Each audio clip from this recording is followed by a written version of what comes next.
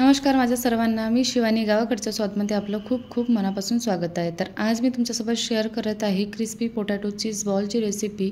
अतिशय भारी आणि क्रिस्पी वाटतात खायला आणि बनवायलासुद्धा सोपी आहे। इव्हनिंग स्नॅक्समध्ये आपल्याला काही बनवायचं असेल ना तर ही रेसिपी एकदा तरी बनवून बघा, मस्त वाटेल तुम्हाला खायला पण। तर त्यासाठी काय करायचं, अगोदरच 2 किंवा 3 उकडले आलू घ्यायचे आणि त्याला असं मॅशरनी किंवा ग्रेटरनी ग्रेट करून घ्यायचं।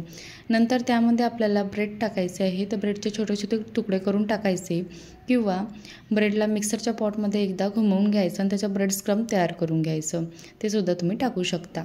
नंतर मी हा ठेचा बनवून घेतलेला आहे, ज्यामध्ये मिरची, आलं, लसूण व जिरं व कोथिंबीर टाकून याचा ठेचा दरदरासा बनवून घेतला। नंतर त्यामध्ये काही स्पायसेस टाकले, तर त्यामध्ये red chili powder, turmeric powder, coriander powder, chaat masala आणि साल्ट वगैरे हे सर्व टाकून मिक्स करून घ्यायचं पाणी न घालता आणि याचा डो तयार करून घ्यायचा आहे। नंतर याचे छोटे छोटे गोळे घ्यायचे आणि असे हातावर थोडेसे चापट करून त्यामध्ये आपल्याला चीज आहे ना ही फिलअप करायची आहे। मोझरेला चीज किंवा चीज क्यूबसुद्धा तुम्ही यामध्ये यूज करू शकता आणि हे फिलअप करून झाल्यानंतर याचा गोळा असा छानपैकी तयार करून घ्यायचा आहे। छोटे छोटे बॉल्स तयार करून झाले की स्लरीमध्ये डिप करायचं आणि नंतर कोट करायचं।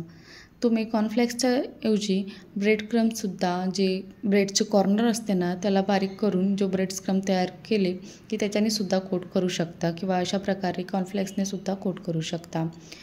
नंतर मी तुम्हाला आणखी एक बनवून दाखवते बघा। अशा प्रकारे चीज फिलअप करून झालं की याचे गोळे तयार करून झाले बॉल्ससारखे, गोल गोल छोटे छोटे मोठे मोठे, की स्लरीमध्ये डिप केलं की कोट केलं की नंतर गरमागरम तेलामध्ये फ्राय करायचे। अगोदरच मी तेल गरम करायला ठेवलं आणि गॅसची फ्लेम 2 मिनटं तरी हाय ठेवायची टाकताना आणि नंतर मीडियम करू शकता।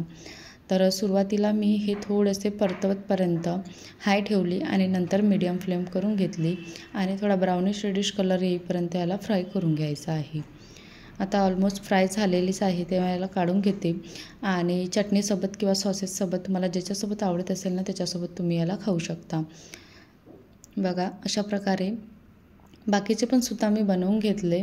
खूप मस्त क्रिस्पी करारे वाटतात ते खायला, वरून अगदी क्रिस्पी आणि आतून अगदी सॉफ्ट असतात आणि बनवायला पण सोपी आहे। असं जास्त काही इंग्रेडियंट्सची आवश्यकता पडत नाही आणि घरी ज्या वस्तू आपल्या अवेलेबल असतात ना त्याच्याने सुद्धा आपण बनवू शकतो।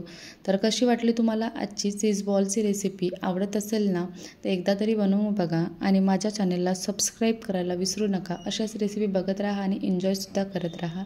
Thank you so much, bye bye.